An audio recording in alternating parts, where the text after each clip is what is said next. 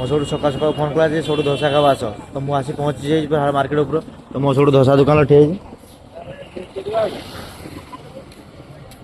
सब dosa plate order दे नहीं तो किसी समय ठिया मो भाई जन छिड़ा देखा कथा मजा मस्ती होगा तो धोसा खाइबा से ठिया फाइनाली मो धोसा प्लेट आसीगला तो सीटी दुकान भिड़ था जो आम ये सब पलि आसे खायापी तो ये टेस्ट कर धोसा क्या घरे खाई जानी तो आउ थे खाइला जमा टेस्ट कर धोसा चलो भाई बहुत टेस्ट थोड़ी तुमको कैसे लगे